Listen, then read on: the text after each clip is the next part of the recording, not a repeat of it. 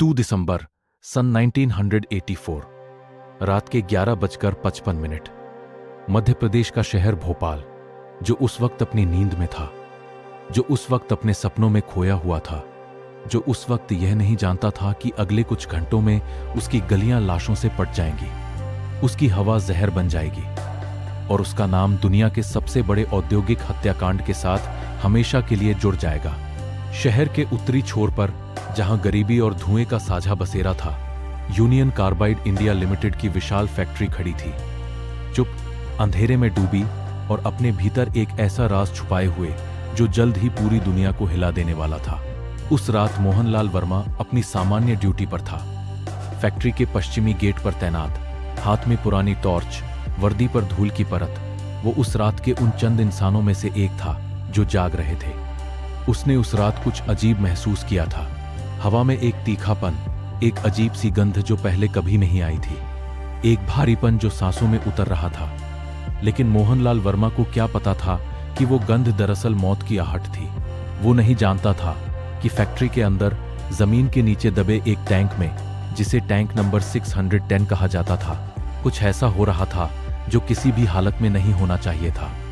Methyl isocyanate, एक ऐसा रासायनिक यौगिक जिसकी एक बूंद भी किसी इंसान की आंखों को हमेशा के लिए बंद कर सकती थी। वो अब अपने टैंक से बाहर निकलने लगा था, धीरे धीरे, खामोशी से, बिना किसी चेतावनी के। ये कहानी सिर्फ एक रात की नहीं है।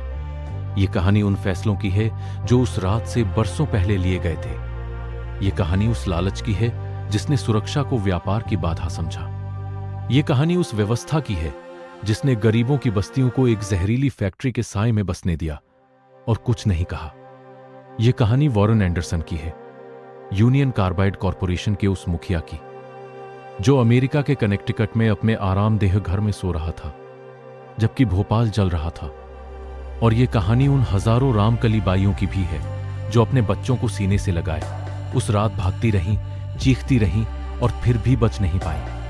लेकिन इस कहानी को समझने के लिए हमें पीछे जाना होगा, बहुत पीछे, उस वक्त तक जब भोपाल में यह फैक्ट्री एक सपने की तरह आई थी। सन 1969 भारत सरकार और यूनियन कार्बाइड कॉरपोरेशन के बीच एक समझौता हुआ।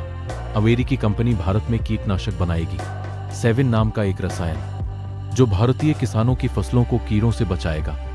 हरित क्रांति का दौर था, देश को खाद्यान्न की जरूरत थी और सरकार हर उस निवेशक का स्वागत कर रही थी जो रोजगार और उत्पादन का वादा लेकर आए। भोपाल को चुना गया, मध्य प्रदेश की राजधानी, एक शांत और विकासशील शहर। फैक्ट्री के लिए जमीन दी गई, परमिट दिए गए और बड़े बड़े वादे किए गए। उस वक्त किसी ने नहीं सोचा, या शायद सोचकर भी अनदेखा किया, कि इस फैक्ट्री के ठीक बगल में गरीबों की घनी बस्तियां हैं। जयप्रकाश नगर, चोला केम, काली परेड, हजारों परिवार, लाखों इंसान जो रोज उस फैक्ट्री की चिमनियों का धुआं देखते थे और सोचते थे कि यही विकास है। 70 के दशक के अंत तक फैक्ट्री पूरी तरह चालू हो गई थी। मिथाइल आइसोसाइनेट, जिसे संक्षेप में MIC कहा जाता था, का उत्पादन शुरू हो गया। यह रसायन 7 कीटनाशक बनाने की प्रक्रिया में काम आता था। लेकिन MIC कोई साधारण रसायन नहीं था।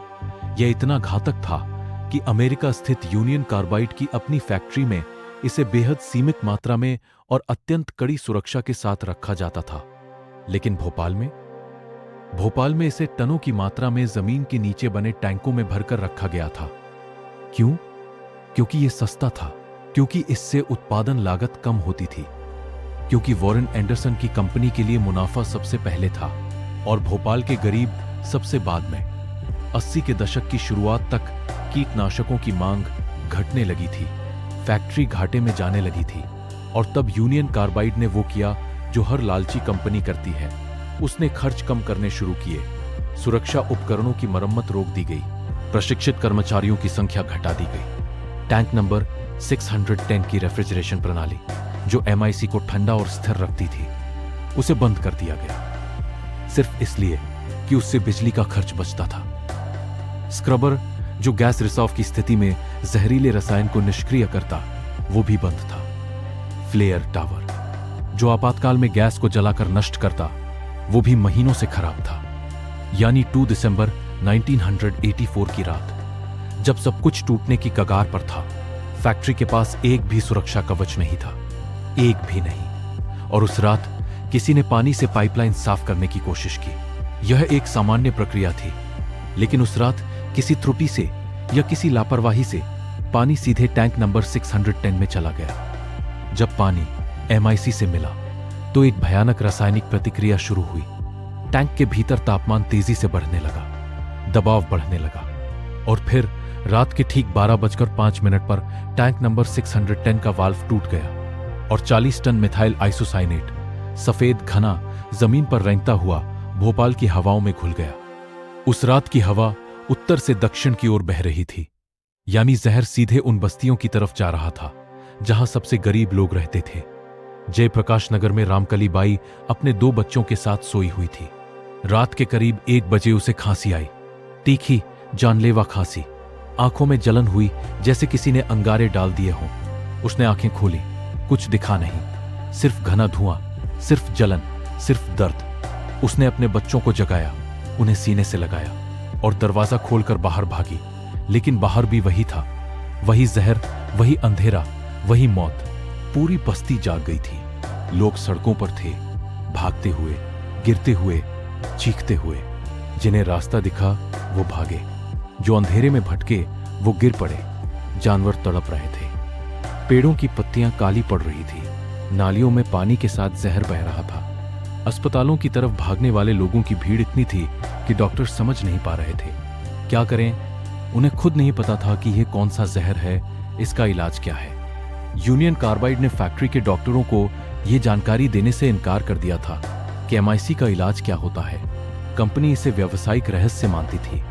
सरकारी तंत्र उस रात पूरी तरह विफल रहा। मुख्यमंत्री अर्जुन सिंह को खबर मिलने में घंटों लग गए। जब मिली तो उन्होंने पहले यह सुनिश्चित किया कि उनका परिवार सुरक्षित है, फिर बाकी काम हुए। फैक्ट्री का सायरन जो खतरे की चेतावनी देता, वो इतना धीमा था कि बस्ती तक पहुंचा ही नहीं, और जब पहुंचा भी तो इतनी देर हो चुकी थी कि हजारों लोग जहर की चपेट में आ चुके थे। 3 दिसंबर की सुबह जब सूरज निकला, भोपाल की सड़कें किसी युद्ध क्षेत्र जैसी दिख रही थी। इंसानों और जानवरों की लाशें बिखरी पड़ी थी, पेड़ पौधे मुरझाए हुए थे, हवा अभी भी जहरीली थी। जो बच गए थे उनकी आंखें जल रही थी, फेफड़े जवाब दे रहे थे, शरीर भीतर से टूट रहे थे। सरकारी आंकड़ों ने बाद में कहा 3000 से 5000 मौतें, लेकिन जो लोग वहां थे, जो संस्थाएं वहां काम कर रही थी, उनका अनुमान था 15,000 से 25,000 लोग, और 5 लाख से ज्यादा लोग जो उस रात बचे वो भी पूरी तरह नहीं बचे।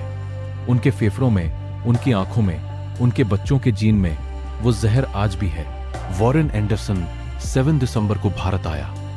उसे गिरफ्तार किया गया और 6 घंटे में जमानत मिल गई। मुख्यमंत्री अर्जुन सिंह के आदेश पर उसे सरकारी विमान से दिल्ली भेजा गया। दिल्ली से वो अमेरिका चला गया और फिर कभी नहीं लौटा।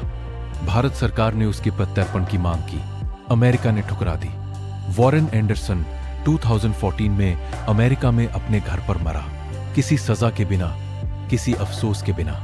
यूनियन कार्बाइड ने 1989 में भारत सरकार के साथ समझौता किया, $47 करोड़ का, यानी प्रति पीड़ित परिवार औसतन 500 से $1000। एक अमेरिकी के जीवन की कीमत और एक भोपाली के जीवन की कीमत यूनियन कार्बाइड के लिए एक जैसी नहीं थी, कभी नहीं थी। रामकली बाई बच गई थी, लेकिन उसका छोटा बेटा नहीं बचा था। उसकी आंखों की रोशनी आधी जा चुकी थी। उसके फेफड़े अब कभी वैसे नहीं होंगे जैसे पहले थे। वो आज भी भोपाल में है, उसी बस्ती के पास जहां यूनियन कार्बाइड की वो फैक्ट्री अब भी खड़ी है, बंद, जंग खाई हुई, और अपने भीतर अभी भी हजारों टन जहरीला कचरा छुपाए हुए, जो जमीन में रिसकर उस इलाके के पानी को आज भी दूषित कर रहा है। डाउ केमिकल्स ने यूनियन कार्बाइड को खरीद लिया, लेकिन उस जमीन को साफ करने की जिम्मेदारी लेने से इनकार कर दिया।